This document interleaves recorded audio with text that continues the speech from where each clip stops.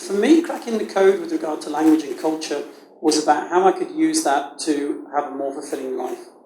And the reason I say I'm not average, I'm international, is because at some point I realized I could use internationalism as a way of being average, but being, I don't want to use the word more successful, but I kind of have to. More successful, more rewarded, more fulfilled. And I think these are things anybody can do. So I'll talk about school, university, what happened at work, and what happened when I became international. School wasn't brilliant for me, or I wasn't brilliant for school, whichever way around you choose to say that. Everybody has a school story they wish to tell. This hand tells it well. This is the broken finger I got when somebody attacked me, and this is the scar when somebody tried to stab me. And the place I used to go to school, there was what we call a pub, everybody else calls a bar. They only closed it down after the third person was killed. School wasn't brilliant. So I got to the end of school, and you're supposed to take, when you're 16, 10 exams. And you take these 10 exams and you hopefully pass them at an average mark. I took 4 and didn't fail them. That wasn't good. So they said to me, maybe school is somewhere you shouldn't be, maybe you should try somewhere else. So I went to college and I spent a whole year of my life, or should I say I wasted a whole year of my life, taking those 4 exams again. One of them was English. That's how bad one was. And I took the 4 exams, and then I thought, well, I've got to do something now. What can I do? And of course, my mother had 10 children. I was the last. I was born when she was 47. And the rest of them worked in factories. And I thought, it sounds like hard work to me. I tried one day in a factory. Never again. So, how could I get out of this? Well, my brother had escaped. He'd gone to university. He was the clever one. So I thought, how can I get to university? I don't have the exams. So I applied for a course that was for people who couldn't get a job. And the reason I got the course was because I was the only person that turned up in a suit. Out of, I think, 200 or 300 people, I was the only person. So I got this course, which was supposed to get you into employment. I took the course. Then I took another course. And then I found out this course would lead to university. So I did this course and I went to the university and said, I'd like to go on the computer course. I'd like to learn computer programming. I want a job that isn't in a factory. And they said, have you seen your qualifications? I know I've seen my qualifications. So I cracked the code. I had an idea. If you were unemployed, they let you join the university. If you were doing the normal route and you became a full student, you had to have the exams. So I said, that's okay, I'm unemployed. And they said, oh, right, well, you can only do it part-time. So I took the university course and I did it twice as many modules. So I did it as if I was a full-time student. So in the end, I got my computer science degree after 5 years instead of 3, which the normal people would get. So I got a job in computing, which was nice. I didn't have to work in a factory and nobody knew I was stupid. So then what happened was, I thought, I really need to improve my skills again. I'll go and study an MBA. So I went along to an MBA, and I started learning these business skills. They were useful for me in work. And I was a salesperson. I was an average salesperson. I wasn't a good one, I wasn't a bad one. During the MBA, they said it was part-time. You can go and study for 1 week in a different country. You can go and study in, I think it was Milan, Barcelona or Moscow. Now this was, I'm sorry, everybody in the audience, this was a long time ago and it wasn't so easy to get to Moscow. There were all sorts of things going on there and a big wall of concrete in Berlin that you had to jump over. So I thought, well, this is a no-brainer, I'm going to Moscow. And I bought a little book, I bought a little tape and I learned some words of Russian. And I already knew a bit of German, not that that was relevant, but I quite like languages. And we went to somewhere and somebody wanted to buy 4 beers and a pizza. I don't drink beer, I don't drink alcohol. But I was able to say this in Russian, and the person was really, really surprised and really, really sort of excited, because it was a long time ago. For once, I felt I could do something that was good.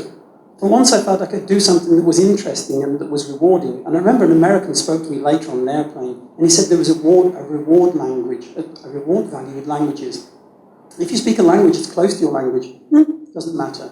The further away you get from your language, the more people appreciate it. So if you speak a bit of Russian and you're English, they appreciate it. If you speak a bit of German, they're grateful. You have to be fluent in French before they give you a thank you. 4 words of Japanese, you can marry their daughter. And I've tried this in not marrying daughters, but Arabic, any Arabic speakers is brilliant. Arabic is a wonderful, beautiful language. The more you try, the more they reward you. Jenko Yabarto doesn't hurt anyway, either. So it's great. You get an excitement, you get this feeling. You're not average, you're international. It's really good. So the MBA was great, and I decided I'd do more with languages. And what happens is I decided, well, okay, I'm an average salesperson, I'm earning an average salary, how can I earn more? I can become an international salesperson. So I got a job in Ireland. Well, I say I got a job, I applied for the job. I didn't know how to say the name of the town I was going to when I was on the aeroplane.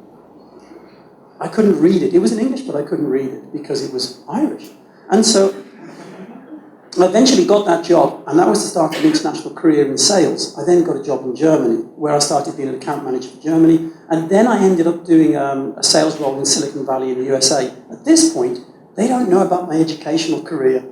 They didn't know I couldn't pass English at school, and they certainly didn't know the university I finally attended. I looked once at the rankings. There were 99 universities ranked. It was 96.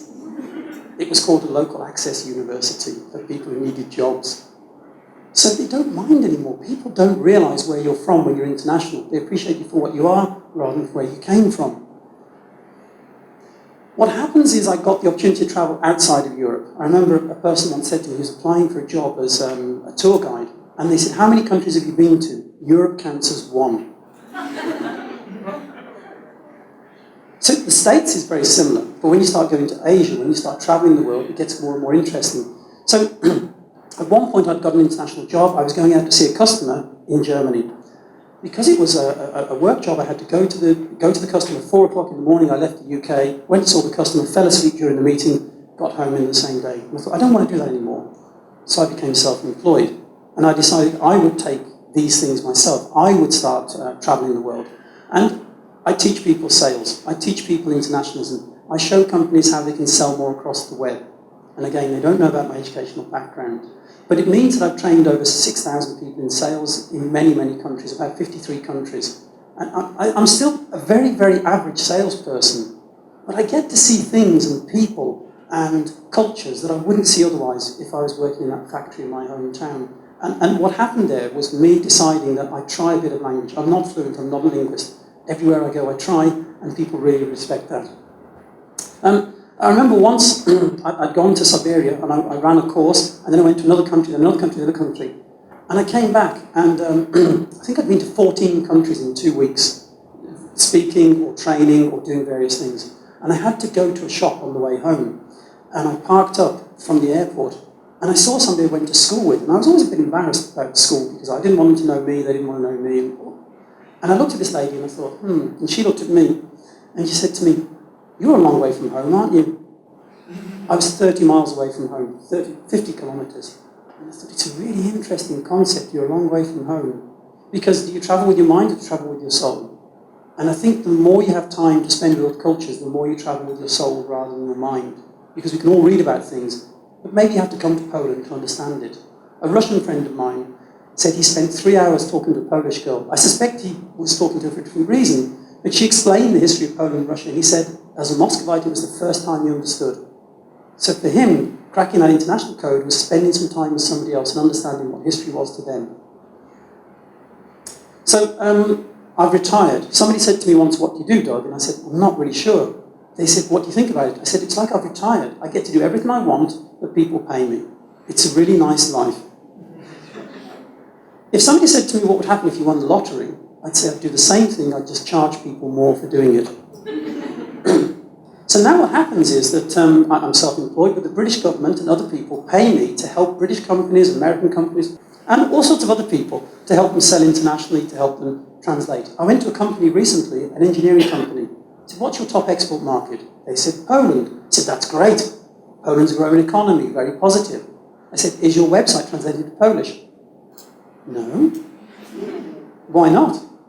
And the managing director of this company, engineering company, a very serious gentleman, said, all Poles speak English. I said, are you absolutely sure? He said, yeah. He said, every Pole I've ever met speaks English. I said, have you ever considered the Poles that don't? He said, come on.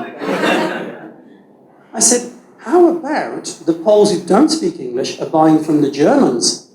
He said to me, do you think that's true? I said, it could be. they hadn't considered speaking Polish. And this is what I enjoy doing now, helping people sell internationally, help people grow internationally. So what did I learn? I can be average, but I can be international. It gives me an edge, it gives me something to do. It gives me more interesting things to do. Cultural nuance. When you promote yourself, how you promote yourself, how you sell to Germans, how you talk to people, how you travel. How when sometimes I use a word, like Israel rather than Palestine, how it may affect people. The cultures of business and dealing with people are very fascinating, very interesting, and it's an opportunity to do that, because I didn't want to work in a factory, maybe. And you don't have to be perfect, you just have to try. Pressure, I'm never going to get that right. I don't know, where are all the vowels? I don't know. So, I try to learn a bit about every culture, and people appreciate that, even when you get it wrong. The international bits worked for me, and I've enjoyed it. And I think I'd say to anybody that's starting out, try it yourself and see what happens. I work a lot with universities now, and it's quite strange. I go to people who are doing an MA in translation, I'm teaching about business, and I always feel a bit of a fraud, because the way I got a university degree was not straightforward. And I used to say to them, what do you want to do when you leave university? They never used to know. So now I get them to draw a picture of their future. And that's what I want them to see. Can they understand what their future would be? And can they break their code, crack their code to make it work for them? So, I have a daughter, and she sent me a Happy Father's Day card recently. And the bestest daddy in the world is kind of colloquial English. It's probably my level of English. But what she drew was a family, and then she went to live in London, and then she went to live in New York. So she's now international. She's a model in New York, she enjoys her life, she has a good time. I don't mind whether she's international or not. I do mind that she's figured out something she wants to do and enjoys it. And that's part of what I do when I speak to companies and individuals about going international, about adapting language and culture for success or reward. That's what I'm trying to do, because it helped me, and I think it can help them too. So thank you very much for your time, and good luck with everything. Thank you.